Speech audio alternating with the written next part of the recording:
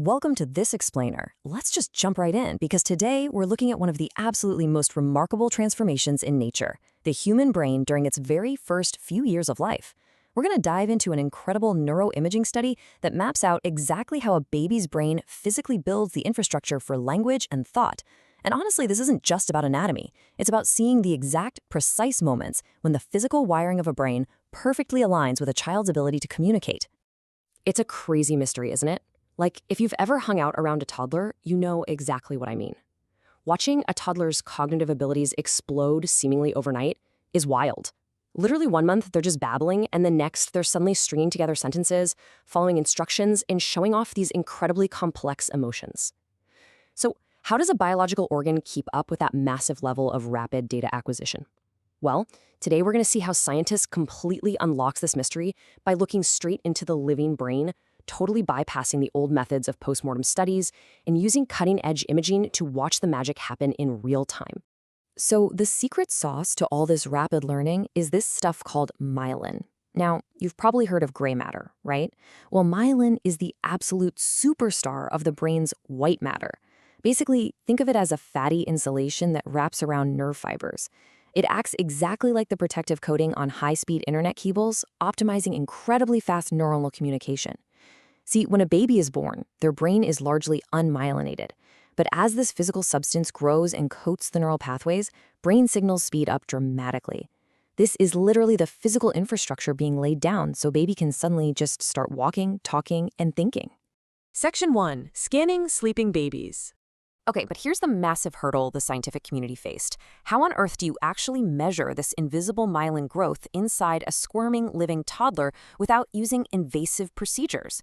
I mean, you can't exactly ask a 2-year-old to hold perfectly still in a loud, confined space for 30 minutes. It's literally like trying to wrestle a caffeinated octopus. So the scientists solved this brilliantly. They recruited a huge sample of 183 healthy, typically developing kids, ranging from just 3 months all the way up to 4 years old.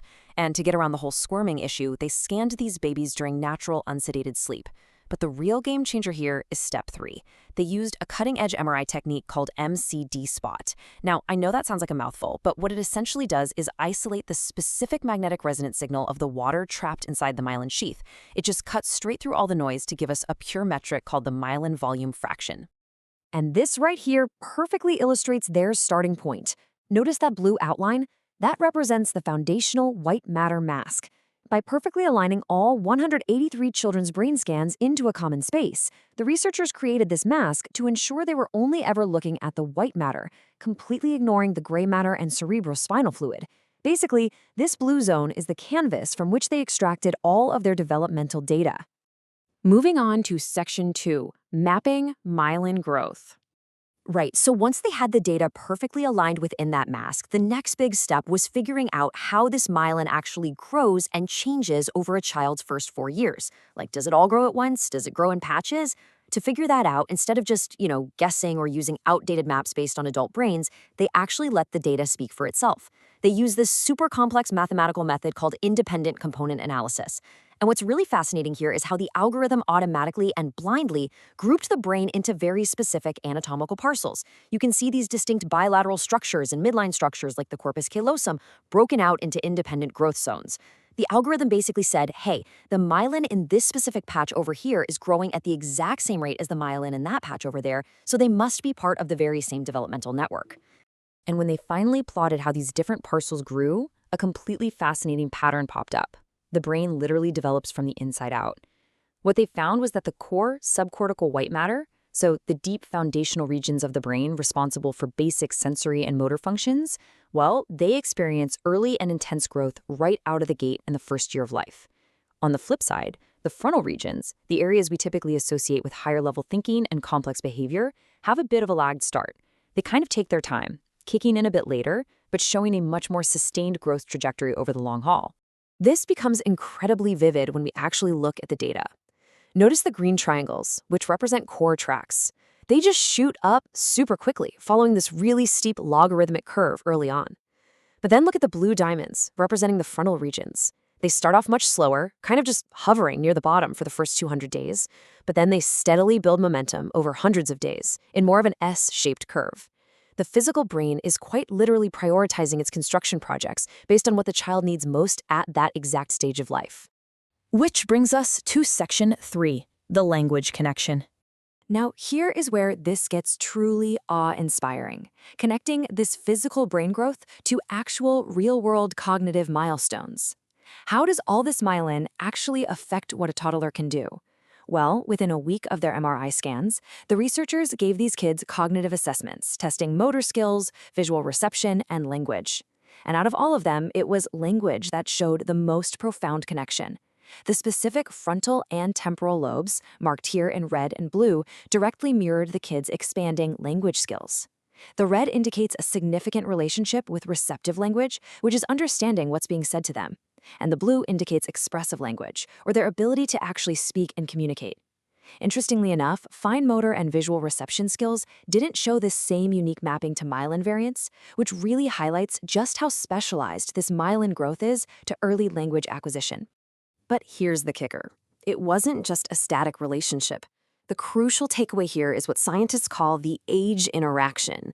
The data showed that the relationship between myelin volume and a child's language abilities becomes significantly stronger as they get older. The physical myelin infrastructure becomes increasingly vital as toddlers hit their massive vocabulary spurts, typically right around 18 to 36 months of age. Early on, having a bit more or less myelin might not actually dictate language skill all that much. But by year 2 or 3, the structural integrity of these white matter pathways becomes absolutely critical for robust communication. You can clearly trace exactly what that age interaction looks like in practice right here. Check out how that correlation line climbs steadily from infancy all the way up to year 4. Between ages 0 and 1, the correlation is actually slightly negative or near 0. But as we move into the 1 to 2 year mark and then the 2 to 4 year mark, the correlation just rockets upward into positive territory. The physical hardware is literally coming online just in time to support the software of speech. Finally, Section 4. Why this matters. So, why does mapping all this typical healthy brain development matter so much to science and, frankly, to all of us? We've just spent all this time geeking out over brain scans and statistical correlations, but the real-world application of this research is profoundly important. It all basically boils down to this. By understanding exactly how a typical healthy brain builds its high-speed networks, scientists now have a baseline. They have this standard blueprint. And with that blueprint, they can spot atypical trajectories much, much earlier. We're talking about opening the door for life-changing early interventions in conditions like autism or ADHD. Right now, these conditions are mostly diagnosed purely on behavioral observation when the child is older. But if we know what the myelin is actually supposed to look like at 6 months or 12 months, we might just be able to detect when that anatomical wiring goes off course long before the behavioral symptoms even show up. Which brings us to the end of our explainer today, and it really leaves us with a truly provocative thought, doesn't it? If a non-invasive scan of a naturally sleeping baby can reveal the precise physical architecture of language being built right before our very eyes, what other mysteries of human potential could we unlock from day one?